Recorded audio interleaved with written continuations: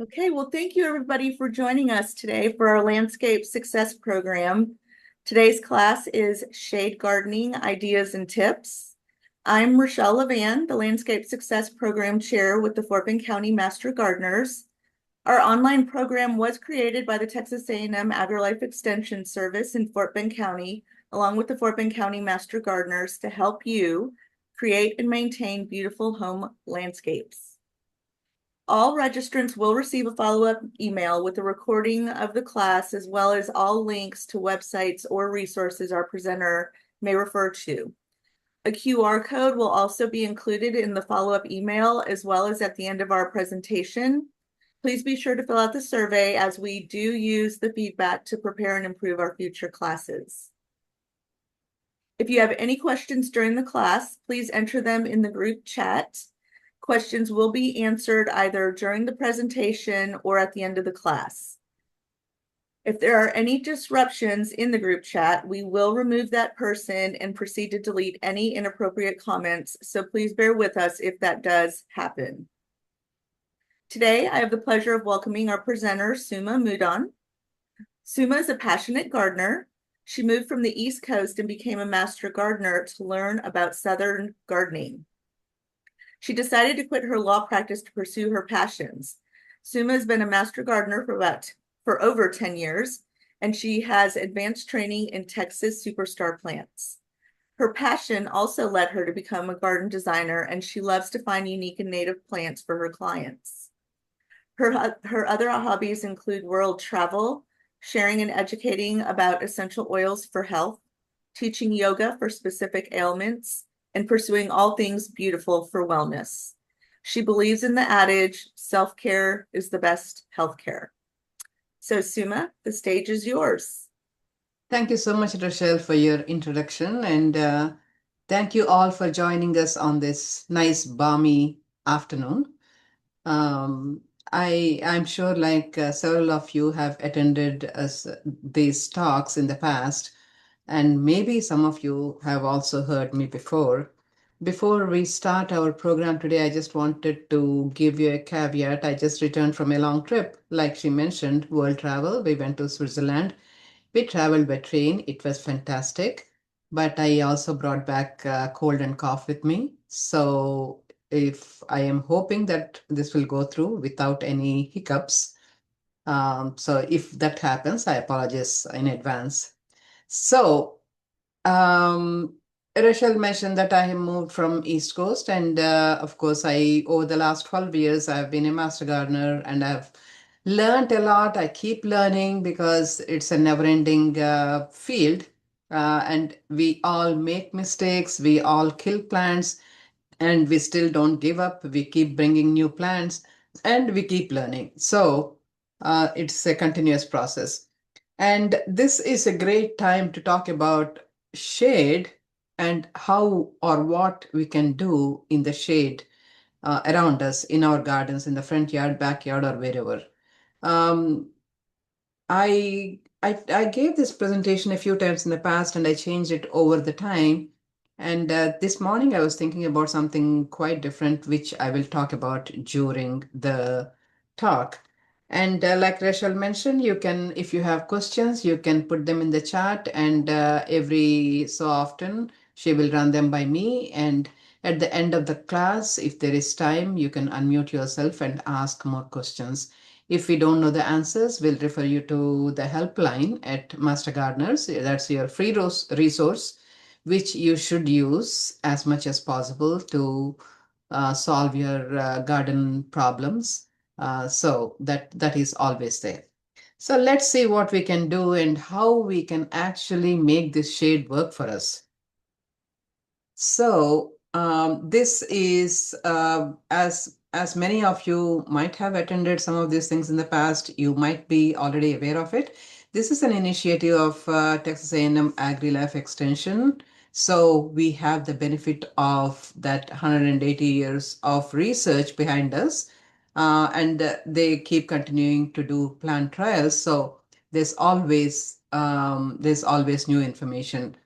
So these initiatives include both Master Gardener and Master Naturalist and we are all volunteers. We do this on a voluntary basis, and they also have other programs. So now coming to Shade and Houston. So we have, I think most of us in Houston, if you are living in a homeowners association controlled environment, you have already a couple of trees in the front yard. And depending on the size of your backyard, you may have more trees. And especially this is a problem in the front yard because uh, the front yards are typically smaller with the sidewalks going around them, and they already plant oak trees. Oak trees are the most extensively used trees here. So we already have the issue of shade there. So most of the talk today is going to focus on the front yards and the oak trees, but you can you can very easily translate it to other parts of your garden. So the shade under the oak trees, dry shade. Then we have seasonal shade. Summer we have more shade because the trees have grown. Sometimes, given the recent rains, trees are really overgrown, so you may have denser shade. So which shade gives you the most problem? Is it the dry shade or the seasonal shade?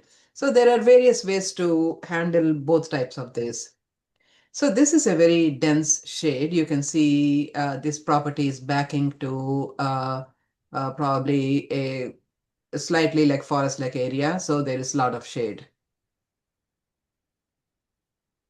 And for the deep shade, the title of my talk today was Beyond Caladiums and Ferns. So these are the most common plants that we use for shade, like the ferns, the ivies, the aspidistra is not used very commonly, but that's also a shade plant. And caladiums are very common. So, but there are also some unique options which you will see as we go through the talk. Here I mentioned a couple of them. It's called Japanese rhodia, which is Japanese sacred lily, and carex. I use carex extensively both in my house and in my clients' houses. Ligularia I use a lot, and we'll talk about it later again. So we already talked about this. Deep shade is found under dense, low branch trees, and mostly on the north side of the house because that's where the sun goes the last. It rises in the east and south, and so north gets the most shade. So if there is really deep shade, most of the times all we can do is find plants that have interesting foliage like leaves and maybe ground covers. Again, we will go into this in more detail, and I can most of the things slides I'll be sharing with you down the line are from my own garden, my experiments, and what worked and what did not work. So again, you can see this deep shade. I did mention ground covers. So one option, sometimes you may not have any option because the trees, the roots and all, except for ground covers. So even then you have a lot of options. So then we have medium shade. This is the best shade to have. It's filtered shade because here the trees are not low, they are higher, and the branches are more spread out. So it is allowing more sun or the light to get through to the tree through the trees. So this is medium shade. And here you have so many options like because you have light and you also have shade, and so you can experiment with the plants. You can also try some of the tropical plants because if you put these tropical plants in full sun, sometimes they may burn, and sometimes these plants are grown only as understory plants and they will thrive here. So what do I mean by understory? So most of the plants like camellias, for example, they are grown under the trees, so that's they need that cover of these big trees and also the soil structure. So you can grow a lot of different plants in these situations. And then there are really shade-loving plants like pansies, impatiens, begonias, and we have now they have come up in the past. Coleus used to be only shade. Now they have sun coleus, shade coleus, and begonias, shade begonias, sun begonias. So their plant breeders are always coming up with new plants. So if you plant a shade-loving plant in shade, of course, it will thrive. So you can mix and match. You can again experiment with some plants that love shade and some plants that maybe thrive under part shade. So you can try all those things. And then there is open shade. So open shade is you get shade, but also the trees are higher. So you can see behind this camellia, you're getting the light from behind the plant. So this is intermittent shade or partial shade, and some plants just thrive in this type of environments. I have like around 10, 12 camellias in my small front yard, and they all are doing extremely well. Some are like 10 years old and some are a couple of years old. So I hope most of you are experimenting with camellias, because camellias are an excellent plant for this part shade areas. And then there is low light. So low light is where you have something covering a pergola, and under that there is not much light coming on. So you need to find plants that will thrive there. And there are, of course, again, a lot of options to do that.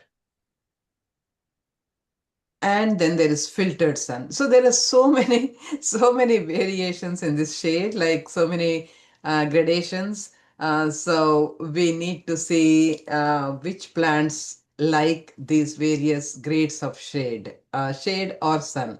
So filtered sun is when you do have something a cover, but it is not dense. You have these gaps where through the light and sun are filtering through.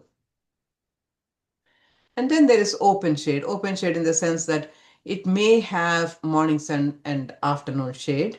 So some plants may thrive in that kind of environment. These are hydrangeas. So hydrangeas are a hit or miss here, because they need really very specific soil structure as well as specific environment. So they will not thrive here as they do in the East Coast, where you have huge mop heads of flowers and huge plants. But here we can try to grow them under the trees, and most of the times they will do okay, but they will not thrive. You will get flowers, you will get the plants will keep growing, but they may not thrive as they do in the other environments. So I mentioned I just came back from Switzerland, and we went on top of so many mountains, and there are so many beautiful alpine flowers. I cannot grow them here. They need that specific environment, that coldness, that snow cover, that altitude. So we need to keep, when we are planting our plants, when we are bringing a plant into our environment, we need to be cognizant. What are the growing characteristics? Can I provide those? Sometimes you can create a microclimate, and in that case, if you have a special plant that you really, really love and you want to really have it, then create that microclimate, maybe put it in a pot and, like, give it what it needs. Otherwise, it will not survive here. So the first thing that I advise everybody, since I specialize in Texas superstars, is to start with plants that are designed to grow well here. Then you can add a few here and there. Your garden will not be bare because you already have the backbone structure of all these plants that thrive here. And even if you lose one or two, your garden will be still full. And then there is dapple shade. Dapple shade is like clouds, like it keeps passing. Like sometimes you have shade, sometimes you have sun, depending on the passage of the sun, how it travels, and things like that. And again, like you have south and east sides which are full sun, north and west which are like it can be full shade or part shade. So again, think about those things before you plant. So like I mentioned, there are so many gradations of shade, and there is a plant for every type of shade. And again, like by now, you already got the point, got the idea that shade is not one size fits all. It's not constant. It keeps changing with the seasons. In summer, we have more shade. In winter, we have less shade because the trees are less dense. Sometimes the trees are bare if it is a deciduous tree, not a evergreen tree. So you have more light in winter. And then you have structures that may interfere with your shade. So like this. So the tree is on the street, but it is growing through the fence into your house. So that is like messing up with your garden. And on the right side, she really wants to chop off the tree from her neighbor's house. And probably I would like to do that too. Several times, I see this so many times that the neighbor's tree limbs are coming over to your house, and sometimes they are dangerous because they are close to your roof line, and we have storms, we have thunderstorms, we have heavy rains, and that is dangerous for your roof. So in that case, you need to talk to your neighbor and get those trees trimmed. So these will interfere with your gardening as well. So you need to find a way to work with this. Okay, so any questions so far, Rachel? Not at the moment. Okay, Oh, one just came in. Sorry, Suma. yeah.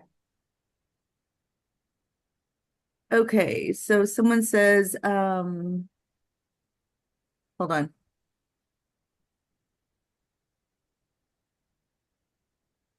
Okay, there's just kind of a comment. My trouble is that part of my front garden is shaded part of the day by oak trees, Mm. but the rest of the garden has sun most of the day. This makes it difficult to create a symmetrical garden plan. Yeah. Your front garden faces east southeast and has alkaline soil. Okay, so I have the same issue. Initially, I thought like it should be very symmetrical. That's how we are taught. Both sides should be symmetrical, and you should have the same. And I tried because one side, my if I'm looking at my front garden now, the left side gets more shade, the right side gets more sun. Actually, the front of the right side gets too much sun in summer. So I could not do that. I tried, but I failed to have the same plants on both sides. So I gave up on that. Now I have very different plants, but it looks fine. So we need to move away from our boxed thinking and come up with new ideas. So it's okay. So you need to see how you can make it work. Um, you can probably have you don't have to have the same plants, but you can have similar plants with the similar heights, so you can still maintain that kind of cohesiveness on both sides, and it will look fine. So that's we need to let go of those basic principles of symmetry and all that. No other questions, Suma. Okay, Thank so you. before we go into the specifics of plants, were you saying something, Rishabh? Oh, no, I just said thanks. Sorry. Thank Okay, you. okay, Okay. yeah. So before we go into the plants, for any kind of gardening, whether it is shade gardening, sun gardening, or summer gardening, spring gardening, or winter gardening, anything, there are basic principles that will help us with becoming successful in our gardens. So I mentioned Texas Superstar plants. That's one program of AgriLife Extension, and that talks about a right plant for the right place and the right plant for your area, for your growing area. And they have another program called Earthkind Gardening. So Earthkind principles lay down the rules or the recommendations, if I want to be a little more gentler, on what you need to follow so that your whatever you lay on top of this will be successful, will grow well. So those are the first thing is soil. So soil is important anywhere, wherever you're gardening, but it's more important in the under the oak trees, because there are first of all of us, if you are in Fort Bend County, we all of us have heavy clay soil, so it is tough to get the plants thrive right away. So our recommendation will be to build raised beds, give them a head start with 12 inches of raised beds. So similarly, in the front yard, you have not only heavy clay soil, but you also have the oak trees and their well-established root system.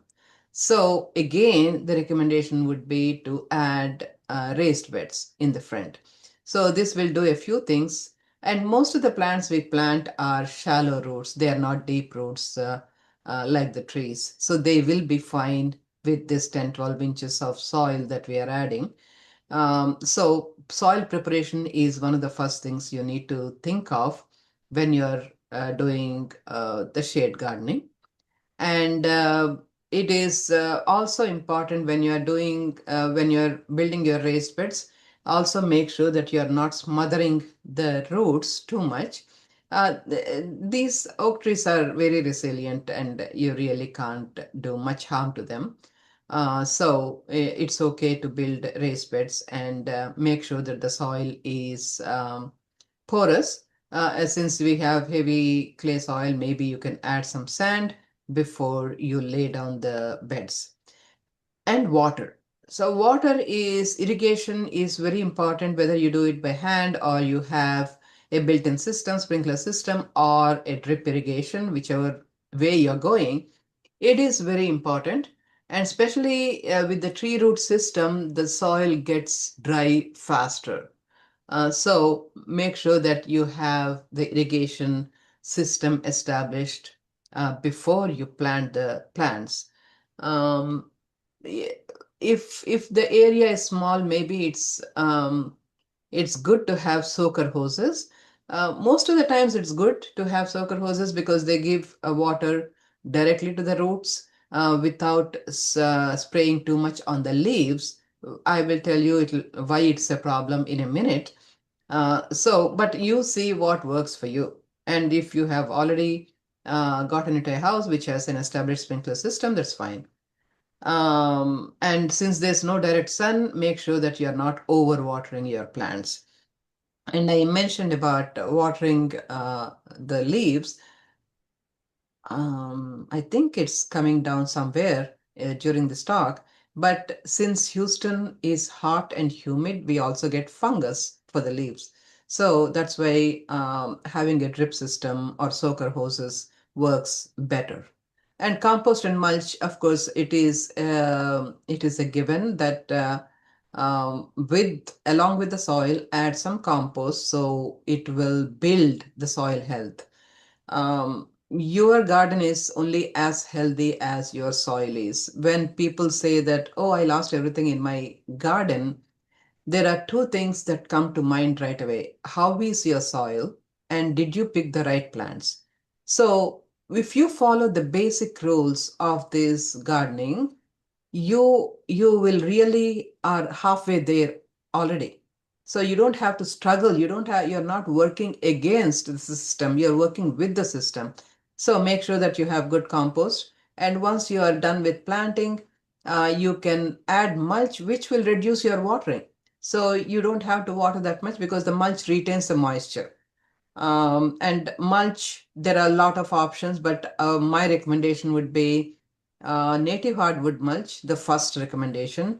And depending on what you're planting, if you're planting acid-loving plants like camellias or azaleas, maybe pine bark, pine needles also will work better. And leaf mold compost also is very good. and fertilizer. So all plants need fertilizer. We all need food to grow and thrive, and first of all to survive, then to grow and to thrive. So similarly, plants also need food. And this is where most of us make a mistake, because we probably give a fertilizer in the beginning of the season and then forget about it. But they do need fertilizer every couple of months, 3 months or so. So some of the fertilizers that I recommend are Osmocote and Microlife and Espoma, things like that. And climate. Oh yeah, here we talked about we I mentioned about the high humidity we have here, and the warm nights. It's a paradise for tropical plants, but most of the plants we have are not very tropical because they will not survive in our freezes. So the high humidity and warm nights may work against us. And there's fungal pressure. So the moisture and the humidity trap the fungal pressure. So you will see more diseases. And then there is sudden sun after a long storm, like it happened a week, 10 days ago. So we have to work with all these challenges. But if you want to see if a plant actually likes the shade or not, one thing you can do is, before you put it in the ground, put it in a pot, leave it in a spot, and see how it does a couple of weeks. Then, if it shows any signs of stress, move it to more light or less light, depending on whether it is burning or wilting. So you can experiment and see what best to do. So this is so I asked what plants have failed for you in shade, and probably you have a list or not. But for me, this didn't work. The hostas didn't work. So I thought, like, oh, maybe they will do well in shade because it's too much sun. They do excellent in East Coast. They are huge and healthy, and they will do fine under my trees. But the afternoon sun in summer scorched them anyway, and they didn't really thrive that much. So I still get them. They still come back after every freeze. Freeze is not an issue for hostas, heat is, but they are not thriving. Just like I mentioned about hydrangeas, these also don't thrive. And we have options. We'll see what the options are. Okay. Any questions so far? Yes. Question regarding camellias. Can they be kept in pots or in ground? So if you don't have space in ground, you can keep them in pot and they are fine because they are slow growers. So they'll be okay in pots. And in the ground? They're fine in the ground Oh, without. they are fine in the ground. Like I already mentioned, I have about 12 in the ground in my front yard. So they are all doing well. Okay, and would a mature magnolia grandiflora be roughly the same as the oak tree, as an oak tree in terms of root management? What are the trees again? Magnolia? What magnolia? Magnolia grandiflora, uh, a mature magnolia be roughly the same as oak trees in terms of. So magnolias are typically, like, if she's talking about she or he is talking about grandiflora, they are typically much larger plants, trees. So I'm not sure, but I think their root system is not like oak trees. But if they do need more space than oak trees, so I'm not sure where these trees are in their yard. So all the things we talked about will still work under magnolias. Let's see.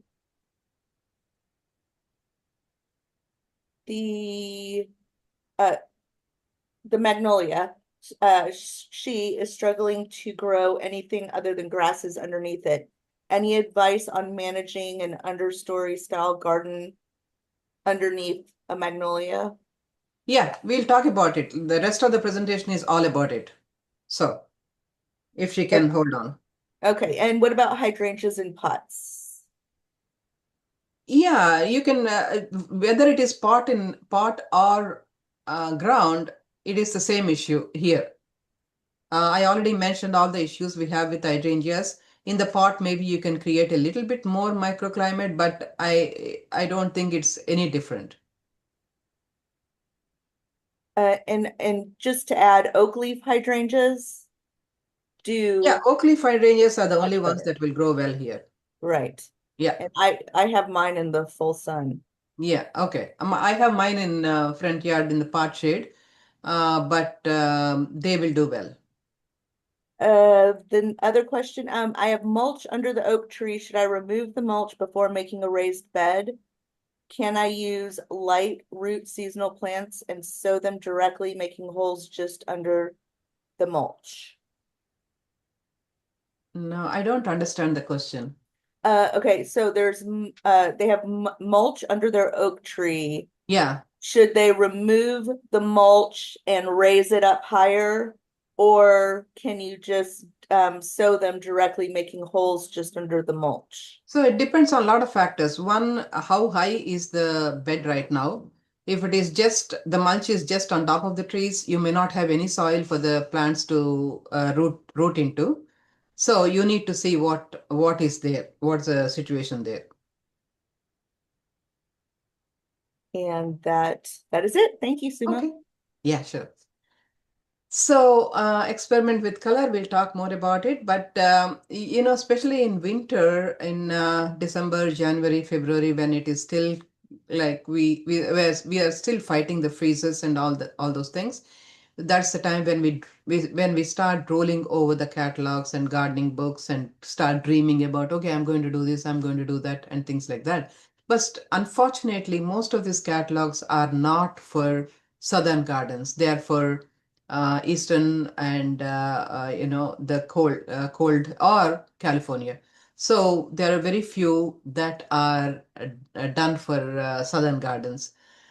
So beware that this may not work for us. And here probably we can add more shade for the plants that they are suggesting. If they say full sun, um, uh, they can do it in full sun if we are doing it in part shade, and vice versa. If they are saying part shade, we can maybe put it in full sun depending on the plant. So just experiment with the color with the plant, but make sure that one of the best things you can do is in the earth kind gardening space on Texas AgriLife website, you have a tool where you can look at the plants. You can search plants by zone, by area, by height, by color, and it will tell you like what it needs to grow and thrive. So use these tools that Texas AgriLife has, or call the master gardeners, and before you invest money into the plants. So this is one idea about here the trees are taller, so the shade is not dense, and so you can see more color in the plants, and you can see the mulch as well. So when we talk about plants, we always think first about flowers. But flowers are not the only thing that is attractive. Plant shapes will add interest, like the textures. We'll talk about all those things, how you can add more interest in your garden by just adding different kinds of leaf structure, plant structure, things like that. So color again is not just with the flowers. Color can also be with the leaves. Like suppose, for example, if you look at coleus, coleus has no flowers, but it has leaves that are colorful, lot of different shades, and you can add color with begonias. You can add color with variegated plants. So there are a lot of options. That's why, like once we liberate our minds from this boxed thinking, okay, I need to do only flowers, I need to do only this, I need to do only that. No, we can really open our mind to a lot of possibilities. So I always say this is my favorite saying. Before the season starts, get a chair and sit in your garden and just look around and start thinking. You can take your iPad or iPhone or any phone and you can start making notes. Okay, what will work here? But don't look at the season now. Look at the seasons, all 4 seasons down the road. So the same plant, will it work? How does it work in various seasons? Of course, most of you must have come to our talk about color for 4 seasons. So these talks are helpful in opening your mind to more experiments, more possibilities. But again, come back to basics, come back to plants that are already proven to work well here. Then whatever failures you have may not be a big failure, because it'll be, you are still like you have your garden already covered by your basics. And in the shade, especially, foliage is a color. So in the shade again, since the shade is closer to grays and blacks, the color gets lost unless the color is bright, like a white or red or yellow. So impatience, if you plant in a clump of plantings, it's a dense color. It's very visible. And we'll talk about a lot of plants down the road. They all have various colors that are very attractive. So use those colors in the shade. And of course, brown is a color, mulch is a color, and green, of course, is a color. So many shades of green. And again, we have a talk, 50 shades of green. So there are so many options. In rock, you can add interest with rocks, mulch, and plants. So now let's talk about how we can move from collecting plants to designing gardens. So buying plants and planting them is one thing, but trying to visualize how this plant will look in my garden, how this plant will look in this particular spot, what should I do around this plant? So those are the things that will make you a designer. And it's not a big deal. You can experiment a little bit, and before you plant, you can just keep your plant pot there and put the other pots around it and see how they look. But also keep in mind that what you're seeing now, if you're buying a 1 gallon or 3 gallon pot, that's not going to stay the same size. It's going to grow big. So you need to think about that. You need to keep space for those future changes. So here is a simple formula, and you can change this according to the size of your garden. I just suggested this as a baseline. You need to have some anchor shrubs, some texture plants, and some ground covers to make the shade work. And we will see each of these. So anchor shrubs, let's talk about these. These are the structural plants, means these are like architectural plants. These give you that a pop of attraction. So these are big plants, and they hit your eye right away. So, leopard plants, Ligularia. Ligularia is one of my most favorite plants, and I started only with Ligularia in my front yard, and now I have several.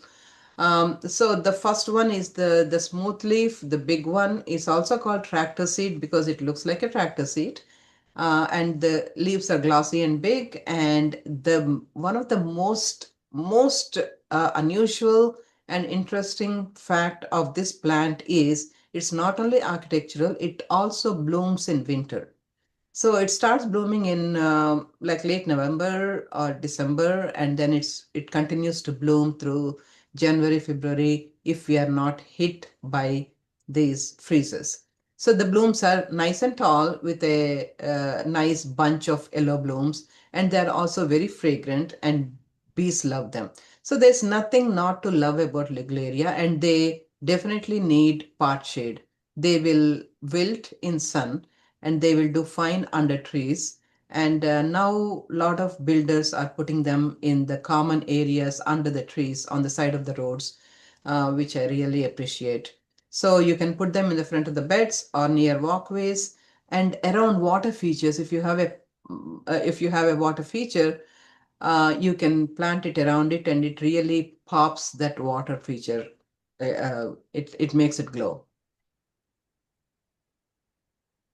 And this is not used very much here, but it should be. It's called Fatsia. And it also has nice large leaves. Remember, all these are anchor plants, and it also have variegation. So you can add that color. You need to break up the green. So if you have everything green, green, green, you may not have much attraction in your garden. So break that up by adding different colors or different variegations. So Fatsia is one of those. It has nice large leaves, and you can put it in a corner of bed or near the paths because you can appreciate it under tall canopy. So if it is dense canopy, this may not thrive. So make sure that it has enough filtered shade. I see Fatsia very much in Houston garden centers quite a lot, and generally they have plants on half price starting August, and then sometimes in December and January they just give them away for throwaway price. So that's the time you should grab hold of these plants and put them in your garden or hold them until the season warms up. So Akuba, I have two big pots in front of my house under the porch, and nothing was thriving. I did try hydrangea, but it didn't thrive. So I planted the middle one, Akuba japonica rosani. It is beautiful because it has this variegation. I didn't need any flowers. So that is attractive by itself, and it does very well here, zone 7 to 9B. So go ahead and use these. And of course, this is the camellia, and I have written blogs about it. I talk about it all the time because people should use more camellias. They are evergreen. Even in freezes, they stay green.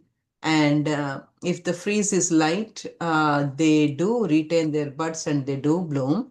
And they bloom, there is Japonica and Sasanka blooms first and Japonica blooms later. So you have a few months of blooms with camellias. So go ahead and buy camellias. And this is something new that I don't see planted very much in the Houston gardens, acanthus or base britches. And again, the leaves are very attractive, but the flower stalks are even more attractive. So typically they bloom in summer and they are tall, so you can see them from far away, and they're very dramatic. So you need some drama, not only in your life, but also in your gardens, and this provides that. And now texture. So I talked about anchor plants which create the drama in your shade gardens, but there are also plants that create structure. So Mahonia again is something that should be used more in our gardens. This is also a winter bloomer. It also has a yellow flower, so they are visible from far. And the leaves are nice like pine leaves, and it is not very tall. So plant them in a bunch, like maybe plant in a group, and they create that impact. And they also have berries after the blooms are done, so the birds love them. So many uses for one plant. And peacock gingers. So these are also not very well used, and they should be. They came back from freeze every time, and every time they come back better. So they are look at the leaves, they're so interesting. They're glossy, they're big, and very, very interesting. But they're low, so keep that in mind.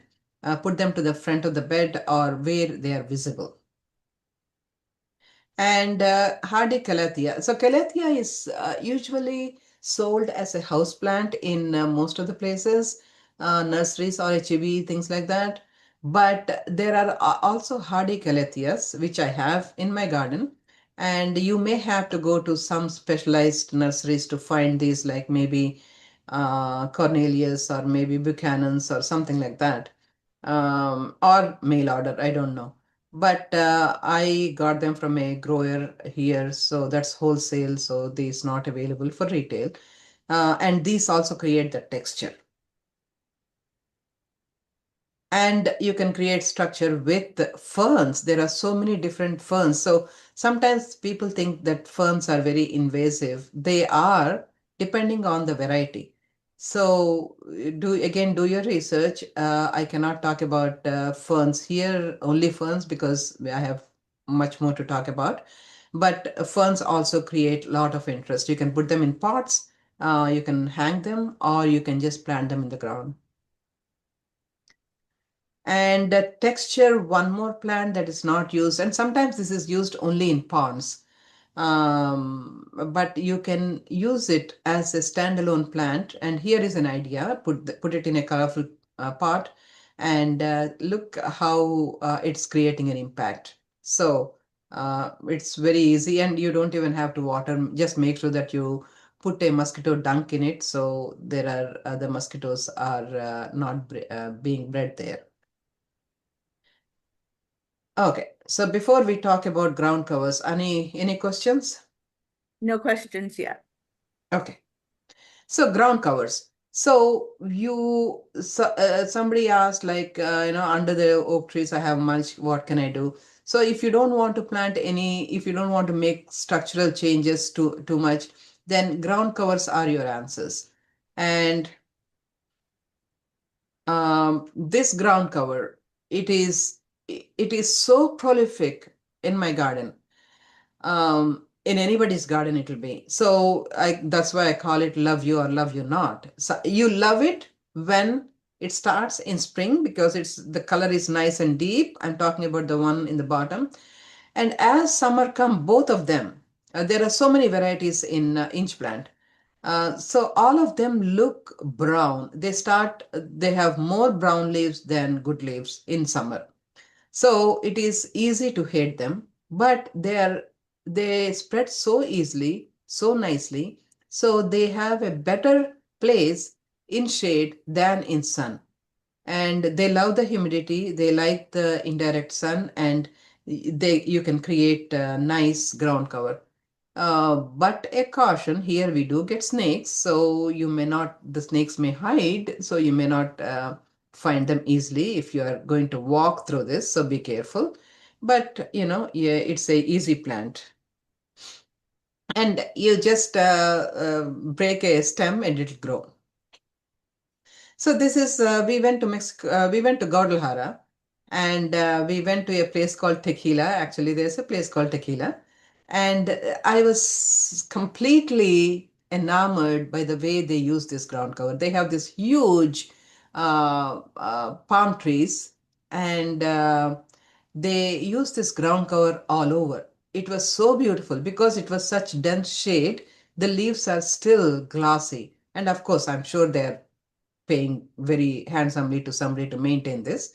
But I thought it was a great idea for big common areas which are in shade. And then there is dead nettle. You can also use it for shade as a ground cover. It also has some medicinal properties, but again, all these may get a little bit leggy in summer. So all you need to do is just cut them back and they will grow again. And then there is mondo grass. So monkey grass, mondo grass, it has its place. Builders use them a lot because they don't want to spend too much money on designing. So these are easy to cover areas. So there is black mondo grass, which is quite expensive. And then there is a regular mondo grass. So you can use them also in the shade and they look really nice. You can create a contrast with that inch plant, the variegated inch plant and mondograss, and you will see that soon. I think I have a slide with that.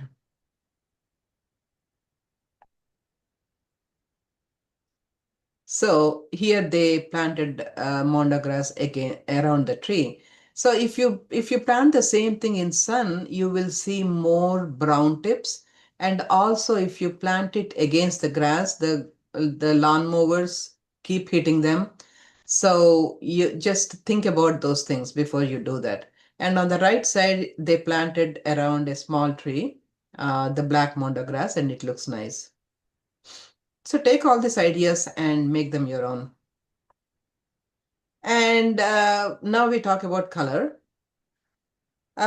We can create color just with leaves. We don't need flowers. So as you can see, you have texture here. You have color, you have contrast, you have everything going here. And they used pine needles as their mulch. So now we come to caladiums. So caladiums are the classic shade plants. The best thing if you want to do caladiums is don't buy the plants. Generally, before spring starts, most of the big stores, big box stores, like including Walmart, Lowe's, Home Depot, Costco, Sam's Club, they all have big bags of bulbs. So invest in one bag because caladiums also spread, and invest in one bag and plant them, and soon you will have a colorful ground cover with caladiums. And coleus, I don't know if there's a person that doesn't love coleus. So there used to be only shade coleus, now they have sun coleus also. And coleus is so easy to create that color, that pop of color. And you drop, if you have too much green, plant a couple of coleus around it. And you are breaking that green, you are creating that contrast, you are really popping that color. And coleus also is good because you can create mini coleus with one coleus. So you just nip off the branch, put it in water. In a week, you will see roots. So share with your friends or share in your garden. So coleus is one of the best investments for your garden. And yeah, this is what I meant. You can mix the ferns with the inch plant and look how pretty it is. So even in containers, if you have problems putting flowers, use leaves and you can still create contrast with leaves. You can have a thriller in the center, then you can have this contrast with the inch plant, and you can also have an ivy or something that is, for the uh, that to hang around the pot. So ferns, there are a lot of ferns. Again, do your research on this. The middle one, asparagus fern, is very invasive. So if you want to use it, put it in a hanging pot. So try not to put it in ground. Then you can never ever get rid of it. And begonias are also very useful in shade because if you take this dark light pink begonias, they help you pop the color, and they look very nice. And before we talk about the unusual and lesser known options, are there any questions? No questions. Okay. So we talked about some very common plants and some not that common plants. And now we'll talk about even plants that are even less common. But all these will do very well here. That's my personal experience. Suma, can I interrupt you for a moment? Yeah. Sorry, one question came in right as I said no. Are all the plants mentioned so far Texas superstars? Mm-mm. No, they're not. Okay, I did put No. the link. I put the Texas superstar link in the chat, Yeah. so anybody can click on that and click the Yeah, there are very few shade button. plants in Texas superstars. Um, I forget the name. One is Columbine. Columbine is a very good Texas superstar that thrives in shade. And what else? Salvias might do okay in shade, some salvias. Ligularia may become a Texas superstar soon. I have a feeling that it will. Yeah, we have to look at the list. Okay, thank you. Yeah, sure. But all these plants will do very well in our area. Any grasses that are good for the partial shade, or are you about to talk about that? This is a grass, Okay, carex. we're about to This talk is, about that. yeah, Okay, thank yeah, you. yeah. So this is a very unusual plant. It's called Gloxinia, but it's a hardy Gloxinia. And this is a Bolivian variety. And I did have this. I do still have this. And it will do very well in shade. And it also has these beautiful flowers. It comes through rhizome. And I don't remember Probably I got it from Enchanted. Enchanted may have it in their shade section, so you can look for it there. This is a very, very excellent plant for shade. I have it on both sides of my um, front yard. Both sides do well. I had it in the backyard, which is full sun, and it did not do well at all. That was when I moved to Houston. So I didn't know any better, so I put it in full sun, and it almost died. Then I dug up the whole clump and put it in the front yard, and it's thriving. So I share it with friends. Sometimes I give a small clump to somebody, but it forms clumps, so it's easy to share. And it has this. They look exactly like orchids, and but they are not tough to grow. So this does very well totally. And if you want, you can take pictures of all these things, or I think you'll get the video link after you're done with the class. If you have registered, you will get it, so you can go back and take a look. And crinums, again, crinums are not, either you say crinum or crinum, they're not used as much as they should be used. The swamp lily on the right side is extremely prolific. It spreads, so you can share with as many friends as you want to. And it also has light fragrance, and milk and wine also has fragrance. And the middle one needs space. It's actually does well both in part shade and full sun, and all of them do well, and they will multiply, so keep that in mind. I actually dug up and planted them as edging in some of the beds. So there are things that you can do, and these are one of the best places to order bulbs is from a place called Southern Bulbs. So they specialize in bulbs that thrive here in southern climates. So you can, if one of you can put the link for southern bulbs, that will be great for them, I guess. So you can buy a lot of bulbs from them. They also have very good daffodils that will thrive here. So this is one of the options. And this is my new thing. So I had this, the one you see on the top left, bottom left, sorry, bottom left, that's called Dancing Lady.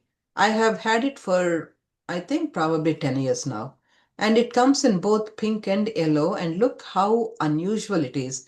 And it comes back every year. It multiplies a little bit, not too much, but it's a great plant to have under the oak trees. And all the other gingers, they do extremely well in shade. There are a lot of gingers. Most of the gingers do well. Keep in mind, some gingers have broad leaves, some gingers are tall and thin, and some are very fragrant. So keep that in mind when you are planting. In shade, if you are planting tall ones, plant them in the back. And if you are planting short ones, put them in the front. So just make sure that you are giving them the right place. And all these will thrive through the freeze, and they come back every year and they bless you with all these beautiful flowers. And Persian shield. Persian shield also is a good plant to have in shade. It creates a little bit of color, and it is not very easy to grow. For some people it may be, but for me it was not. It is there, but it's not, it hasn't spread much yet. So I'm hoping it'll. And this shrimp plant does very well in both sun and shade. And there are varieties in shrimp plant, like this is the rust red, and then there is yellow. So you can also use the shrimp plant. So this actually is like a shrub. So it is wide, and it will cover a small area. And I mentioned this before, Rhodia japonica. This is evergreen, and the leaves are like cast iron plant, but it also has, the interest is the red berries. But these berries may be toxic, so I don't know if you want to grow them just because they're interesting. So, um, foliage is the new flower. Like we don't really need flowers to create that interest, but some of the flower plants, these plants also come with some flowers. So the shell ginger, the variegated ginger, is extensively used by builders. Again, because it covers an area very easily, it thrives in shade and it has that variegation, so it is very attractive. And once the plant is established a few years, it even has these flowers. So that's very interesting. So you can, this is an option to put under the oak trees as well.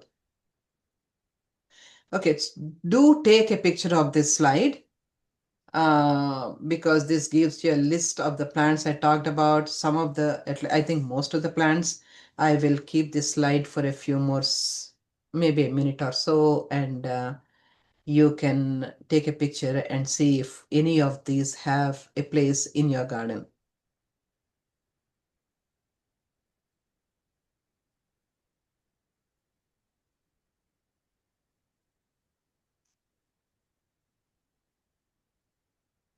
So again, take a picture of this slide. The catalogs and the garden books mostly recommend the left side, hostas, astilbe, heuchera, ivies, and things like that. But these are the things on the right side. Those are the ones that work well for us. So they also talk about bleeding heart, which doesn't work here.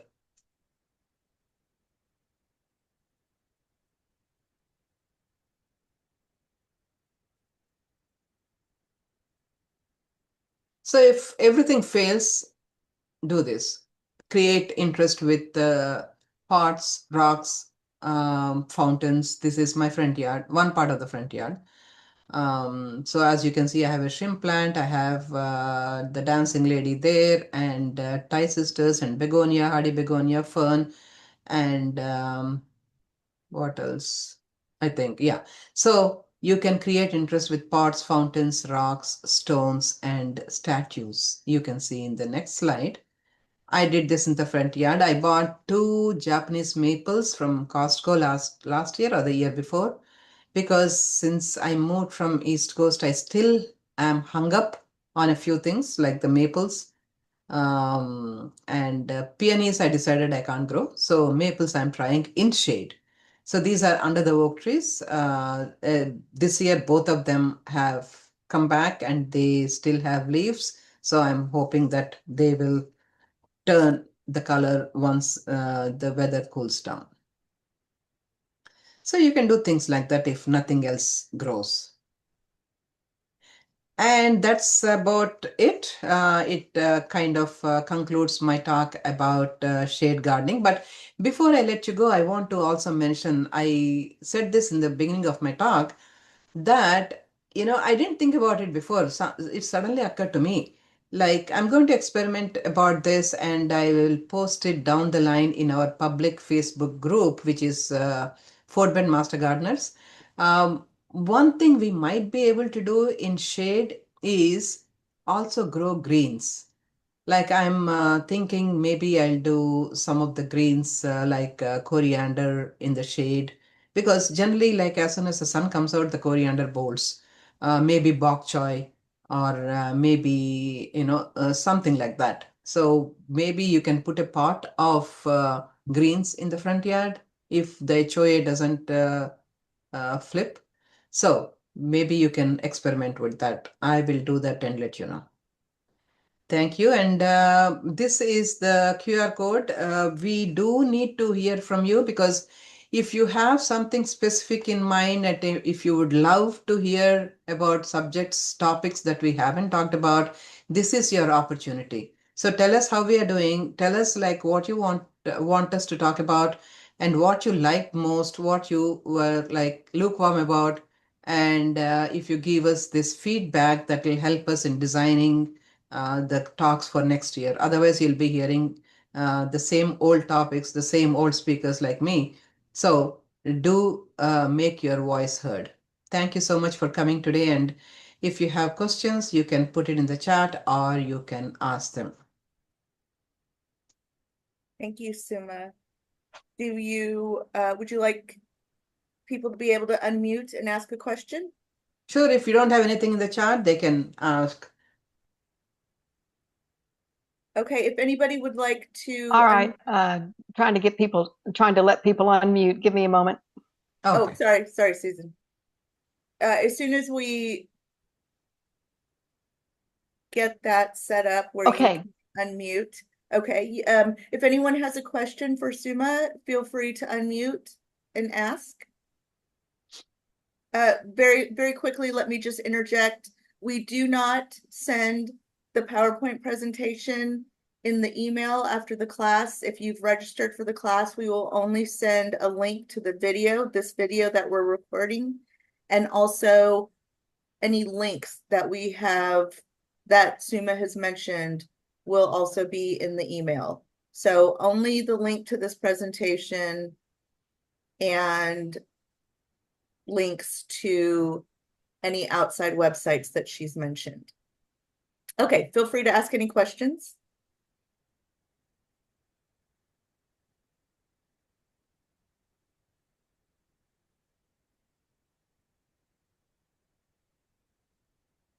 Suma, you've covered everything so well.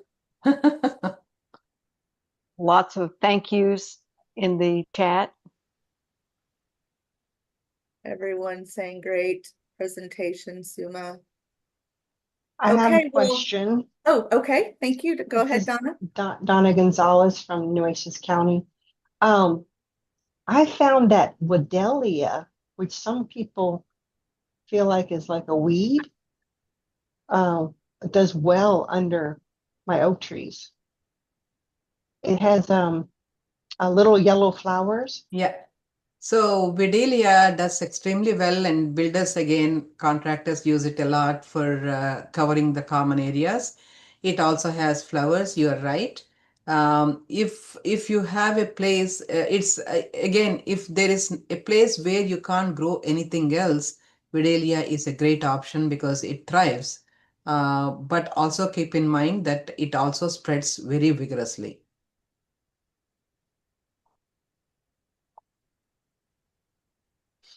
Thank you. Thank you, Donna.